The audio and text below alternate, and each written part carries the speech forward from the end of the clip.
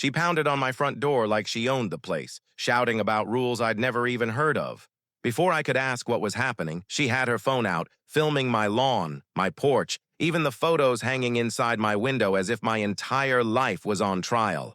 The neighbors began peeking out, whispering, as she accused me of everything from unauthorized paint to illegal decorations. My stomach dropped. This wasn't about rules, it was about control. And the worst part? She wasn't stopping. If someone stormed onto your property, tearing apart everything you'd built, would you fight back or let them take it all? Life on my grandfather's ranch had always felt steady, almost timeless. The property sat on the edge of town, just far enough from the crowded suburbs that you could breathe, yet close enough to hear the distant hum of traffic at night.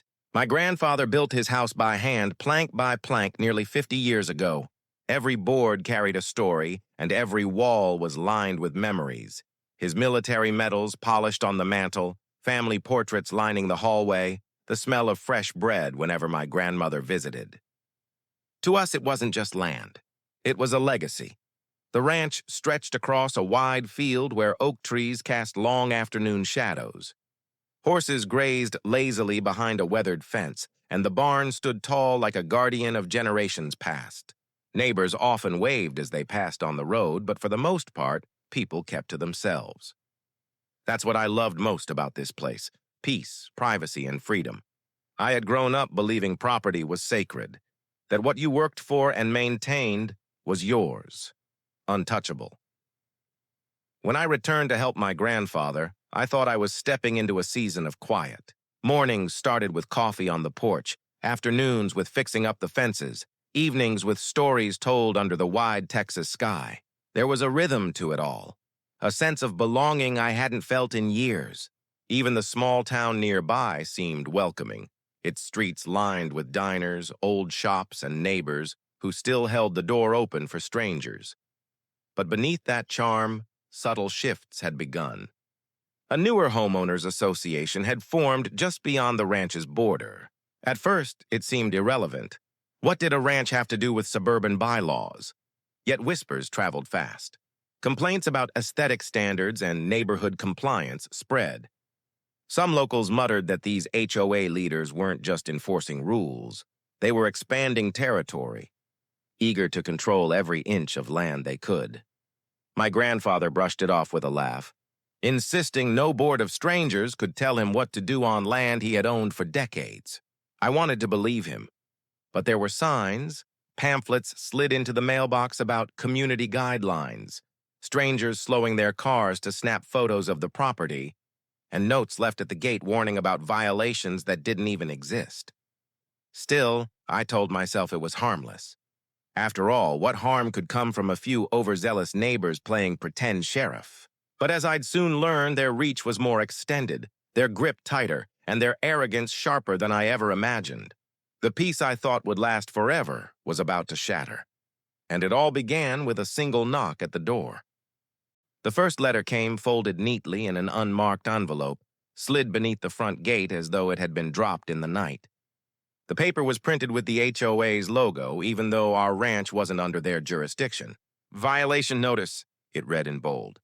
My heart sank as I scanned the accusations. Improper fencing, unauthorized signage, and non-compliant structures. I laughed bitterly. None of it made sense. Our fence was decades old but sturdy. Our signage was nothing more than a hand-painted family name board at the driveway, and the so-called non-compliant structure was the barn that had stood since long before any of these suburban developments had been built. At first, my grandfather shrugged it off. "Let 'em waste their paper," he said, tossing the letter into the trash. But a week later, another envelope appeared. This time, it included a fine of $150. Then came another, $300. By the fourth notice, the number had climbed into the thousands. It was harassment disguised as official paperwork, designed to wear us down until we submitted. The harassment didn't stop with letters. Cars began idling near the property line at odd hours, their headlights sweeping across the barn doors as if searching for evidence of wrongdoing. Strangers snapped photos, leaning out their windows with cameras pointed at our porch, our fences, even at my grandfather sitting on the swing with his morning coffee. When I confronted one man and asked why he was photographing private land, he smirked and said, HOA inspection. My fists clenched, but I forced myself to walk away. Soon, we weren't the only ones noticing. Neighbors whispered warnings. One family told me they had faced similar harassment when they refused to paint their house a particular shade of beige. Another had been fined for unauthorized landscaping after planting tomatoes in their backyard. The HOA was extending its claws further and further, crushing anyone who resisted with endless fees, threats of lawsuits, or intimidation tactics. The breaking point came when my grandfather's mailbox was plastered with a bright orange sticker. Final notice. Property non-compliant. It was meant to shame us. A public scarlet letter for anyone driving by. My grandfather ripped it down with trembling hands, his face red with fury. I had never seen him so shaken. This wasn't just about money anymore. It was about dignity, about strangers trying to erase the life he had built. But the HOA wasn't finished. The following week, we woke to find a small drone buzzing overhead, hovering low across the pasture, its camera fixed on the barn. My blood boiled. They weren't just invading our land anymore. They were invading our privacy. My grandfather tried calling the sheriff, but the deputy's tone was dismissive. It's probably just a hobbyist, he said, as if the bright red HOA logo on the drone meant nothing. That's when I realized we weren't dealing with ordinary neighbors. This was organized, strategic. They wanted control, and they weren't afraid to push boundaries to get it. I began documenting everything, photographing the letters, saving voicemails, logging the dates when cars lingered at the gate. Each entry felt like loading ammunition, proof for a battle I knew was coming. And while I worked in silence, the HOA tightened its grip. The letters escalated from violations to demands for compliance. They threatened liens, lawsuits, and even property seizure. The absurdity of it all was maddening. They had no jurisdiction over the ranch. Yet they acted as if they already owned it. And the worst part? The community around us was divided. Some whispered support, others avoided eye contact, afraid they'd be targeted next. The pressure mounted day by day until it felt like a storm cloud hanging over the ranch. I told myself we could hold out, that they couldn't possibly win. But deep down, I knew a reckoning was coming. The question wasn't if, it was when. And when it finally came, it hit harder than I ever imagined. The confrontation began quietly, almost deceptively. A notice appeared taped to the barn door one morning, bold letters declaring, "Mandatory compliance inspection scheduled." They hadn't asked permission. They hadn't even given a date to negotiate. The message was clear. They were coming whether we liked it or not. 2 days later, I spotted them. 3 HOA board members dressed like officials in matching polos, clipboards in hand. They marched straight up the driveway as if they owned it, ignoring the private property signs nailed to the gate. My chest tightened with anger. This wasn't an inspection. It was an invasion. My grandfather met them halfway down the path, his jaw set. "You're trespassing," he said firmly. But the tallest of the group sneered, waving a paper in his hand. "This is an authorized inspection under community guidelines," he declared. The arrogance in his voice made my blood boil. Community guidelines? We weren't even part of their community. The exchange grew heated fast. They pointed at the barn, claiming it was structurally non-compliant. They gestured toward the fence, insisting it posed a safety hazard. Every word was absurd. Yet they spoke with the confidence of people who had crushed dozens of families before us. My grandfather's voice shook with rage, but he refused to back down. Finally, I stepped forward, planting myself between them and the barn. "Leave," I said. "Now." For a moment, silence hung heavy in the air. Then, with a smirk, one of them pulled out a phone and began recording. "Non-cooperative homeowner," he muttered, as if rehearsing a script. My stomach dropped. They weren't here to inspect. They were here to manufacture evidence. When they finally retreated, it wasn't a victory. It was a warning. The next day, a certified letter arrived threatening legal action for obstruction. They accused us of interfering with an official inspection, demanding thousands of dollars in fines and compliance within 30 days. My grandfather sat at the kitchen table staring at the letter, his hands trembling. I could see the weight crushing him, the realization that they wouldn't stop until we were broken, and just when I thought things couldn't get worse, they did. One evening, as the sun dipped below the horizon, I noticed something strange near the pasture. A section of the fence had been cut clean through, wires dangling loosely. The horses were spooked, pacing near the gap. My heart raced as I scanned the tree line. Had someone slipped onto the property? Was this sabotage? The thought chilled me. If they were willing to vandalize fences, what else would they do? From that point on, I barely slept. Every sound at night set me on edge. The crunch of gravel, the distant hum of engines, even the whistle of the wind through the trees. The harassment had escalated from letters and fines to physical interference, and there was no telling how far it would go. I knew we had to fight back, but the battle was becoming bigger than us. This wasn't just about a ranch. It was about a family's legacy, a line drawn between freedom and control. The HOA had made its move, and now we had no choice but to respond, because if we didn't, they wouldn't just take the ranch. They'd take everything. The storm broke on a gray Thursday morning. I remember the sky, heavy, low, almost pressing against the rooftops as if the weight of the clouds matched the weight in my chest. By then, weeks of harassment had carved deep lines of exhaustion into my grandfather's face. We had endured the letters, the fines, the trespasses, the vandalism, but nothing compared to what came next. At dawn, I heard engines on the gravel road. Not just one, several.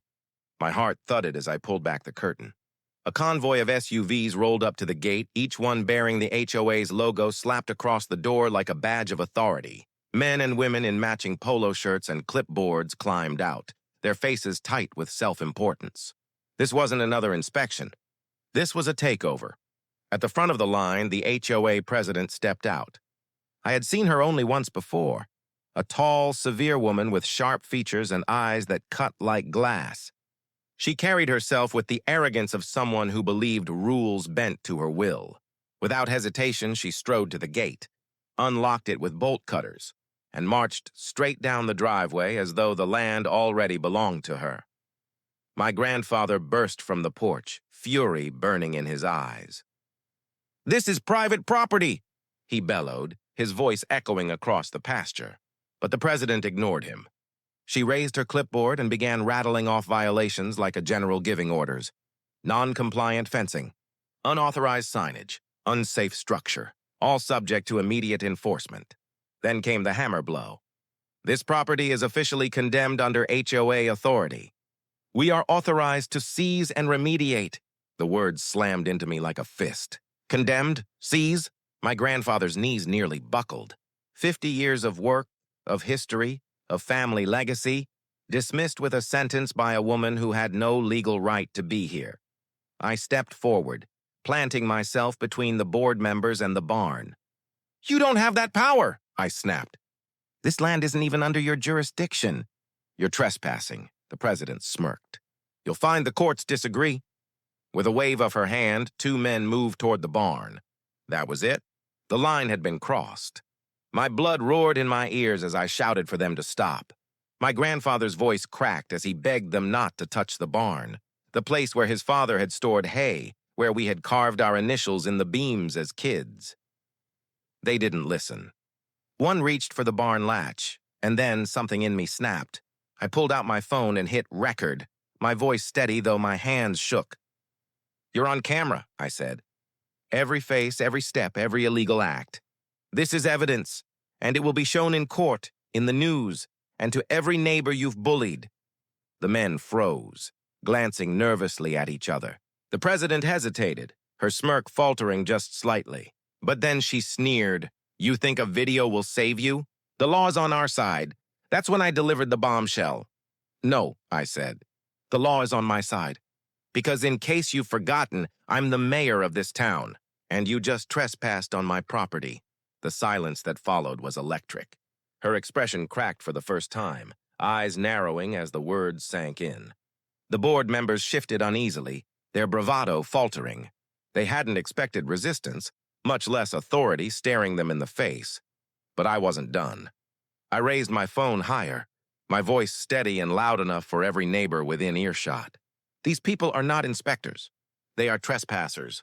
They have harassed my grandfather, vandalized his property, and now they are attempting an illegal seizure. And I am ordering them to leave.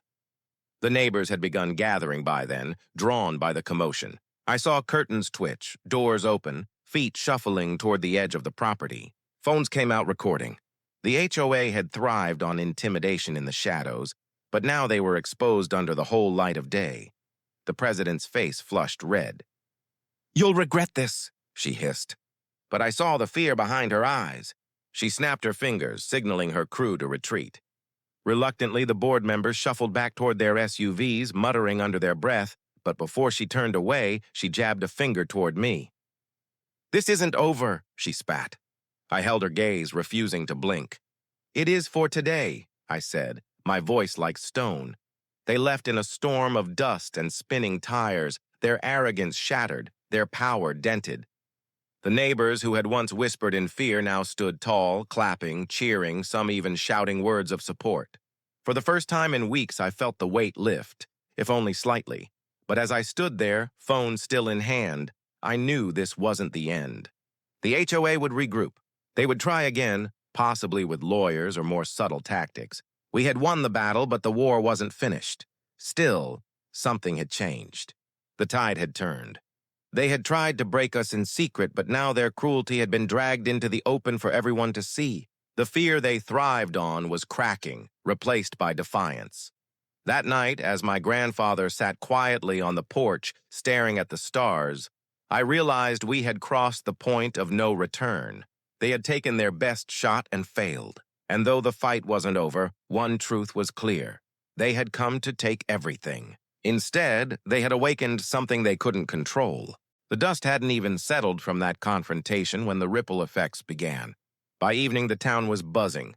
Clips of the HOA's attempted seizure had already spread across social media, neighbors' recordings going viral in local groups and message boards. People who had once felt powerless suddenly found their voices, sharing their own stories of fines, harassment, and intimidation. What had once been whispered behind closed doors was now shouted openly. And the HOA could no longer pretend their actions were isolated or justified. The very next day, my office's mayor was flooded with calls and emails. Some were from furious residents demanding accountability, others from reporters eager to cover the story. What stunned me most was the sheer number of messages from surrounding neighborhoods, people who had never dared to speak up until they saw someone else stand their ground. It was as if one act of resistance had cracked the dam, unleashing years of pent-up frustration. But victory wasn't yet guaranteed. The HOA president doubled down, filing a lawsuit against my grandfather for non-compliance and obstruction. The claim was laughable, but I knew the strategy. Drown us in paperwork, bury us in legal fees, and hope exhaustion would finish what intimidation couldn't. My grandfather sat at the kitchen table, his weathered hands clutching the summons, his eyes heavy with worry. "They won't stop," he murmured. "Not until we're gone." That was the moment I knew we had to fight differently. Not just for ourselves, but for everyone they had trampled over. I assembled a team of local attorneys, not just for defense, but for offense. With the evidence I had gathered, the videos, the letters, the drone footage, the vandalized fence, we filed a counterclaim. Our charge was clear: trespassing, harassment, attempted fraud, and defamation. We weren't just defending the ranch. We were exposing the entire rotten system they had built. The courtroom became the actual battleground. The HOA's lawyers strutted in with briefcases full of intimidation. Still, their confidence cracked when the judge began reviewing the footage. One by one, we played the recordings. The president cutting the lock, the board members marching onto private land, the bogus inspection. The jury leaned forward, eyes wide with disbelief. Neighbors testified about years of harassment, fines for flowers planted outside regulation, demands for repainting homes that were already pristine, threats of foreclosure over unpaid fees as small as $50. When the HOA president took the stand, her arrogance resurfaced. She spoke of maintaining standards, of protecting community value, but under cross-examination, her composure faltered. Asked to explain why she condemned a property outside HOA boundaries, she stumbled. Asked about the drone, she denied knowledge, until the video clearly showed a board member launching it from her driveway. The courtroom murmured with outrage, and for the first time, the president's mask of control slipped. The verdict was swift and damning. The court ruled in our favor, dismissing every one of their claims as baseless and awarding damages for harassment and trespassing. But more importantly, the judge issued a restraining order preventing the HOA from interfering with any property outside its jurisdiction. Their empire of intimidation had been legally dismantled. When the gavel fell, my grandfather wept openly. He wasn't a man who cried easily, but decades of weight seemed to pour out of him all at once. I gripped his hand and promised, "They'll never take this place from us. Not while I'm alive." The impact rippled far beyond our ranch. News outlets picked up the story, broadcasting it as a cautionary tale of HOA abuse. Residents across the state began organizing, challenging unjust boards, demanding transparency, and in some cases voting entire leadership teams out. What had started as one family's battle became a movement, a reminder that ordinary people didn't have to accept tyranny in their own neighborhoods. For my grandfather, the change was personal. The ranch once again became a place of peace, but now with a renewed sense of pride. The barn, nearly taken from us, stood taller than ever.